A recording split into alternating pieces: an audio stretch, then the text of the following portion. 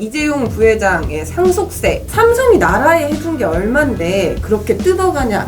사실은 나라가 삼성한테 해준 게 더 많아요. 안녕하세요. 서울 쑥이입니다. 안녕. 이번 주는 아무래도 이건희 회장의 이 별세 소식이 가장 뜨거운 이슈였던 것 같아요. 관련해서 이재용 부회장의 상속세가 이야기되고 있는데 이재용 부회장이 10조나 낸다면서요? 네. 그런 기사들이 굉장히 많이 나왔어요. 상속받는 재산은 18조나 되는데 10조나 세금으로 내라는 게 말이 되냐. 이건 너무 과도하다라는 여론이 지금 있습니다. 그런데 이게 실제로 보면 남겨준 재산의 18조가 대부분이 주식 지분이에요. 지금 현재 주식 지분이고 거기에 우리나라 현행법상 30억이 넘는 상속 재산에 대해서 50%라는 최고 세율을 매기고 이 주식 같은 경우는 20% 경영권 프리미엄을 더 얹습니다. 그래서 이것을 그냥 산술적으로만 계산을 했을 때 10조에 가까울 것이다 라는 거죠. 근데 이게 사실은 아직 상속 절차가 개시된 거는 아니고요. 아까도 말씀드렸지만 현금이 아니라 주식 18조잖아요. 네.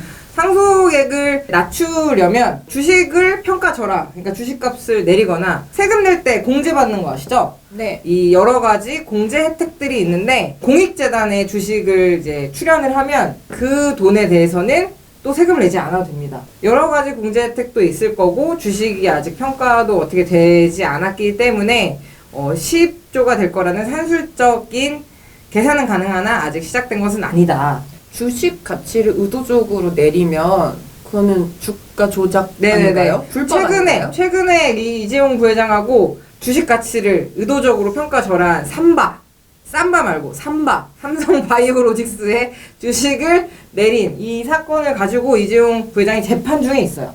그런 걸 한번 했으니까 그런 일이 또 벌어질 수도 있겠다. 그렇죠. 이런 그렇게 판단을 추측도 할 수 있는 거죠. 할 수도 있겠네요. 그럼 10조가 아직 확정이 아닌데 삼성이 나라에 해준 게 얼만데 그렇게 뜯어가냐 라면서 국민청원까지 올라오기도 했더라고요. 네. 보셨어요? 네, 저 아주 신선했어요.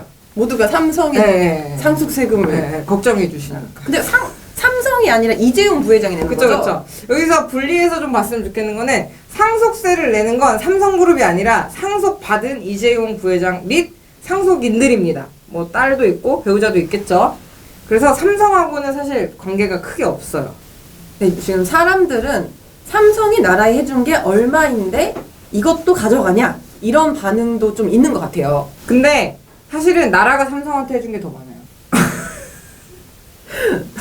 팩트! 나라가 삼성한테 해준 게 더 많습니다. 제가 좋아하는 영화 중에 하나가 있는데 뭐요? 국가부도의 날이라고. 봤습니다. 네네네. 국가부도의 날에 나오는데 이 보면 그 중소기업 사장님 허준호 주인공은 어음 쓰고 납품하면서 막 만들어요. 그런데 그 시간에 이제 정치 관료와 이 무언가 이재용 부회장을 연상시키는 그 역할을 만나가지고 곧 나라가 망할 테니 판을 키워라.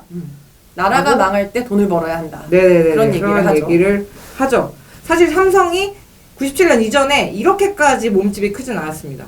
근데 이게 1997년에 IMF가 터지면서 97년 이후에 인수합병을 하면서 초인류 대기업 글로벌 기업이 되었죠.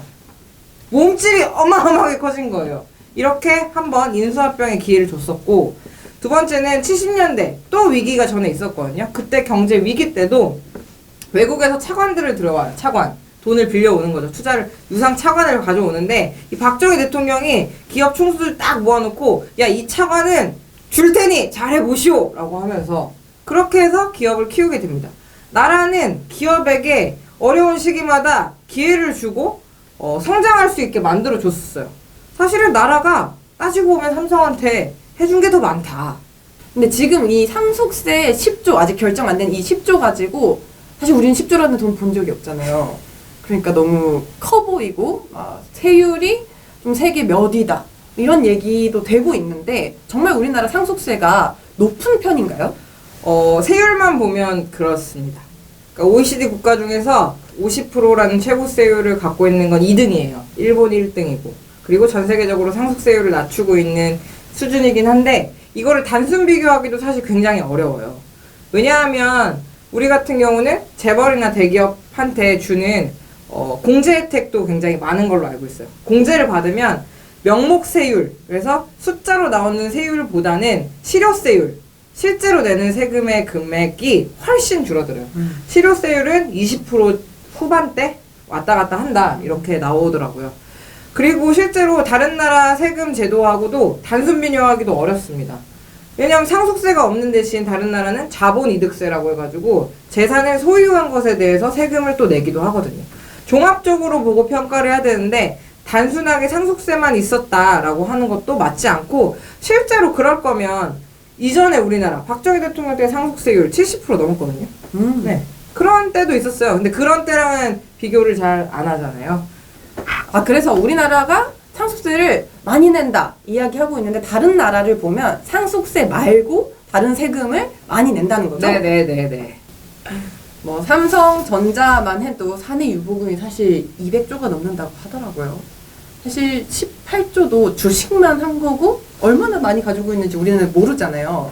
근데 10조 이걸로 저희가 너무 많은 걱정과 에너지를 쏟고 있는데 사실 저희가 너무 드라마를 많이 봐서 이런 걱정을 하게 되는 게 아닐까. 그런 드라마를 만든 게 잘못인 것 같아요. 10조는 실제로 본 적이 없는 돈인데 네, 저는 한 번도 근데 드라마의 본 적이 재벌 없어요. 주인공은 왜 그렇게 아련한지. 저번 주에 이어서 예고한 대로 아주 복잡한 이야기를 오늘도 가져왔는데 사실 이제 시작인 거라서 계속 좀 지켜봐야 될 것 같아요. 이 논란 우리가 어떤 지점에서 같이 이야기를 할 수 있을지. 최근에 근데 삼성그룹뿐만 아니라 이 재벌 승계 절차들이 한진그룹, 뭐 LG, 다 롯데 이제 재벌 2세 회장들이 다 타계를 하면서 시작됐거든요. 앞으로도 세대 계속 교체. 네네네 상속세 관련한 논쟁이 시작될 텐데 우리가 어떻게 진보적인 대안을 많은 사람들의 호응을 같이 얻으면서 만들 수 있을지 고민해 보도록 하겠습니다.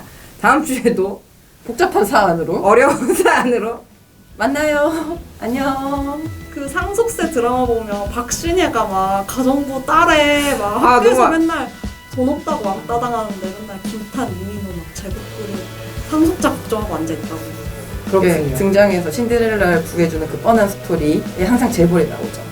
우린 이민호가 와서 구해주지 않나? 이민호 걱정할 필요가 없잖아요.